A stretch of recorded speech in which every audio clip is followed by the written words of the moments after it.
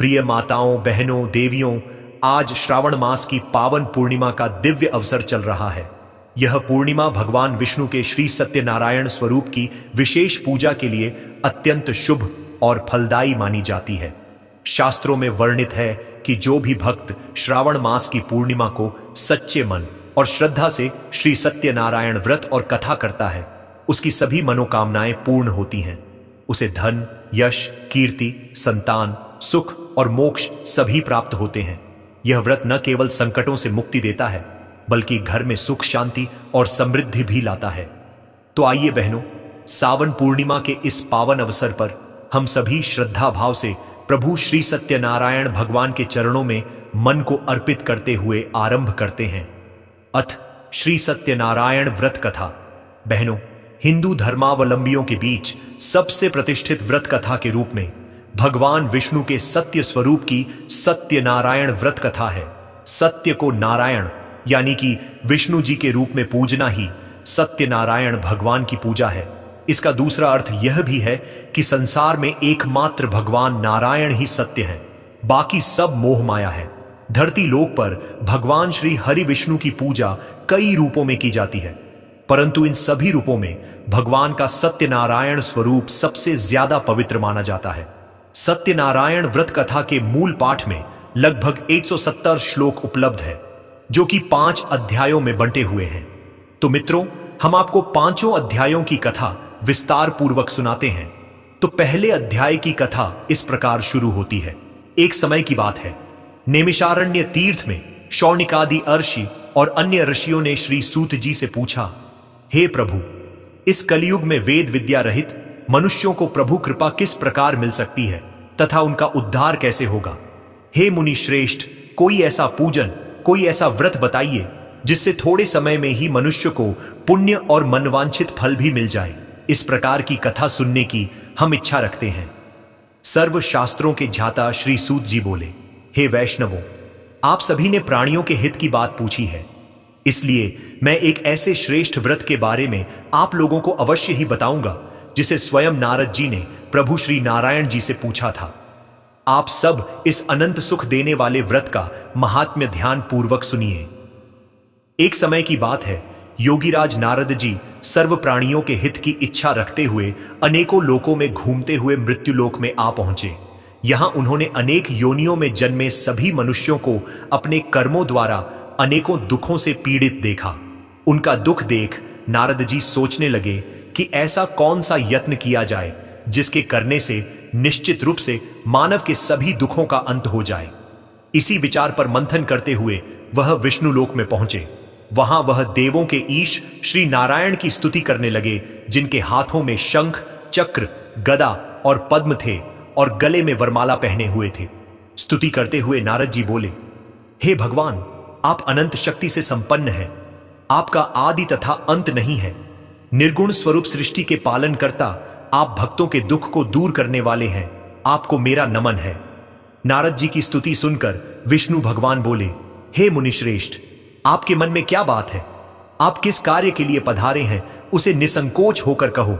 इस पर नारद मुनि बोले, हे प्रभु, मृत्यु लोक में अनेक योनियों में जन्मे मनुष्य अपने कर्मों के द्वारा अनेकों दुख से दुखी हो रहे हैं। हे नाथ, आप मुझ पर दया करते हैं, तो बताइए कि मनुष्य थोड़े प्रयास से ही अपने दुखों से कैसे छुटकारा पा सकते हैं? श्री हरि बोले, हे नारद, मनुष्यों की भलाई के लिए तुमने बहुत अच्छी बात पूछी है, जिसके करने से मनुष्य मोह माया से छूट जाता है। वह बात मैं कहता हूं, ध्यान पूर्वक सुनो। यह स्वर्ग लोक व मृत्यु लोक दोनों में एक दुर्लभ उत्तम व्रत है जो पुण्य देने वाला है।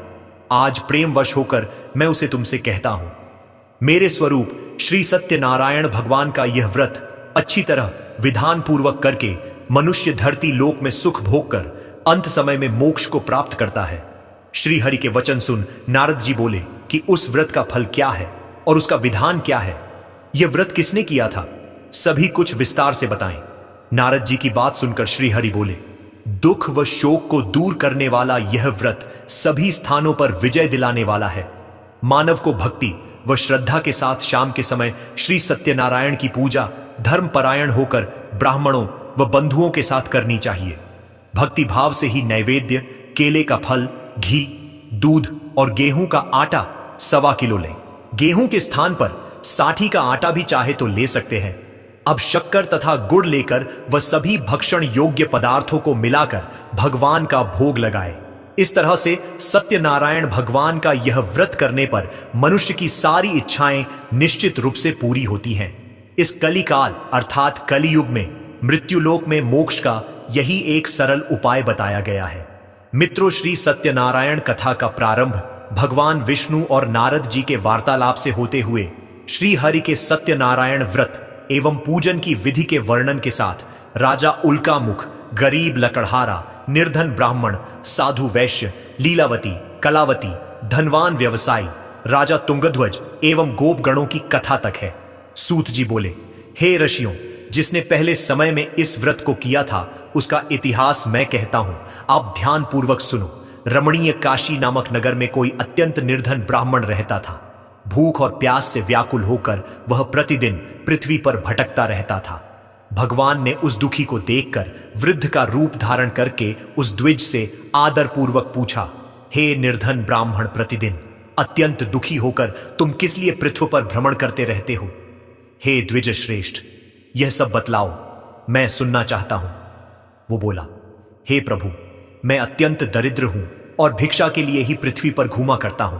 यदि मेरी इस दरिद्रता को दूर करने का आप कोई उपाय जानते हो तो कृपा पूर्वक बतलाइए। विष्णु रूपी वृद्ध बोला, हे मानव, सत्यनारायण भगवान अनन्य फल को देने वाले हैं। तुम उनका व्रत करो, जिसे करने से मनुष्य सभी दुखों से मुक्त हो जाता है। व्रत के विधान को कहकर वृद्ध रूपी भगवान विष्णु वहीं पर अंतर्धान हो गए। ब्राह्मण मन ही मन सोचने लगा कि जिस व्रत को वृद्ध ब्राह्मण करने को कह गया है, मैं उसे जरूर करूंगा। यह निश्चय करने के बाद उसे रात में नींद नहीं आई। वह सवेरे उठकर सत्यनारायण भगवान के व्रत का निश्चय कर भिक्षा के लिए चला गया। उस दिन निर्धन ब्राह्मण को भिक्षा में बहुत धन मिला, जिससे उसने बंधु बांधवों के साथ मिलकर श्री सत्यनारायण भगवान का व्रत संपन्न किया।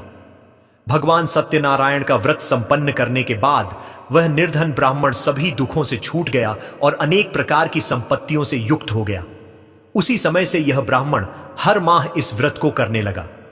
इस तरह से सत्यनारायण भगवान के व्रत को जो मनुष्य करेगा वह सभी प्रकार के दुखों से मुक्ति प्राप्त करता है और धन धान्य से परिपूर्ण होता है।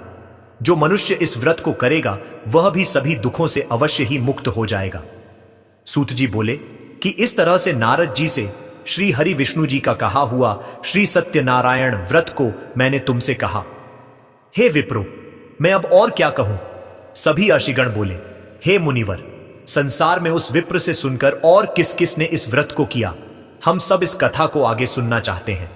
सूत जी बोले, हे मुनियों, अगर आपकी यही इच्छा है तो जिस जिसने इस व्रत को किया है, मैं आपसे कहता हूं, आगे की कथा अनुसार एक समय वही विप्र धन व ऐश्वर्य के अनुसार अपने बंधु बांधवों के साथ इस व्रत को करने को तैयार हुआ। उसी समय एक लकड़ी बेचने वाला बूढ़ा आदमी आया और लकड़ियां बाहर रखकर अंदर ब्राह्मण के घर में गया। प्यास से दुखी व लकड़हारा उनको व्रत करते देख विप्र को नमस्कार कर पूछने लगा कि आप यह क्या कर रहे हैं? तो उन्होंने बताया कि मैं श्री सत्यनारायण जी का व्रत कर रहा हूं। लकड़हारा बोला, इस व्रत को करने से क्या फल मिलेगा, कृपया मुझे भी बताएं। ब्राह्मण ने कहा कि सब मनोकामनाओं को पूरा करने वाला यह सत्यनारायण भगवान का व्रत है। इनकी कृपा से ही मेरे घर में धन धान्य आदि की वृद्धि हुई है। विप्र से सत्यनारायण व्रत के बारे में जानकर लकड़हारा बहुत प्रसन्न हुआ। चरणामृत लेकर वह प्रसाद खाने के बाद वह अपने घर गया। लकड़हारे ने अपने मन में संकल्प किया कि आज लकड़ी बेचने से जो धन मिलेगा उसी से श्री सत्यनारायण भगवान का उत्तम व्रत करूंगा। मन में इस विचार को ले बूढ़ा आदमी सिर पर लकड़ियां रख उस नगर में बेचने गया जहां धनी लोग ज्यादा रहते थे। उस दिन नगर में उसे अपनी लकड़ियों का दाम पहले से 4 गुना अधिक मिलता है। बूढ़ा प्रसन्नता के साथ दाम लेकर केले, शक्कर, घी, दूध, दही और गेहूं का आटा और व्रत की अन्य सामग्रियां लेकर अपने घर गया। वहां उसने अपने बंधु बांधवों को बुलाकर विधि विधान से सत्यनारायण भगवान का पूजन और व्रत किया। इस व्रत के प्रभाव से वह बूढ़ा लकड़हारा धन धान्य और पुत्र रत्न आदि से युक्त होकर संसार के समस्त सुख भोग कर अंतकाल में बैकुंठ धाम चला गया। सूत जी बोले, हे श्रेष्ठ मुनियों, अब आगे की कथा कहता हूं।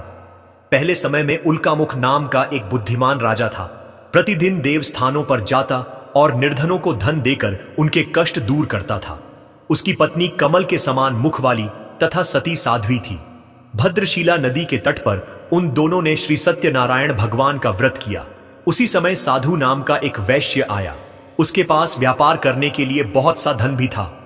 राजा को व्रत करते देखकर वह विनय के साथ पूछने लगा, हे राजन, भक्तिभाव से पूर्ण होकर आप यह क्या कर रहे हैं? मैं सुनने की इच्छा रखता हूं तो आप मुझे बताएं। राजा बोला, हे साधु, अपने बंधु बांधवों के साथ पुत्रादि की प्राप्ति के लिए मैं श्री सत्यनारायण भगवान का व्रत व पूजन कर रहा हूं। राजा के वचन सुन साधु आदर से बोला, हे राजन, मुझे इस व्रत का सारा विधान कहिए। आपके कथनानुसार मैं भी इस व्रत को करूंगा। मेरी भी संतान नहीं है और इस व्रत को करने से निश्चित रूप से मुझे संतान की प्राप्ति होगी। राजा से व्रत का सारा विधान सुन व्यापार से निवृत्त हो वह अपने घर गया। साधु वैश्य ने अपनी पत्नी को संतान देने वाले इस व्रत का वर्णन कह सुनाया और कहा कि जब मेरी संतान होगी तब मैं इस व्रत को करूंगा। साधु ने इस तरह के वचन अपनी पत्नी लीलावती से कहे। एक दिन लीलावती पति के साथ आनंदित हो सांसारिक धर्म में प्रवृत्त होकर सत्यनारायण भगवान की कृपा से गर्भवती हो गई। 10वें महीने में उसके गर्भ से एक सुंदर कन्या ने जन्म लिया। दिनों दिन वह ऐसे बढ़ने लगी जैसे कि शुक्ल पक्ष का चंद्रमा बढ़ता है। माता पिता ने अपनी कन्या का नाम कलावती रखा। एक दिन लीलावती ने मीठे शब्दों में अपने पति को याद दिलाया कि आपने सत्यनारायण भगवान के जिस व्रत को करने का संकल्प किया था उसे करने का समय आ गया है। आप इस व्रत को करिए। साधु बोला कि हे प्रिय, इस व्रत को मैं उसके विवाह पर करूंगा।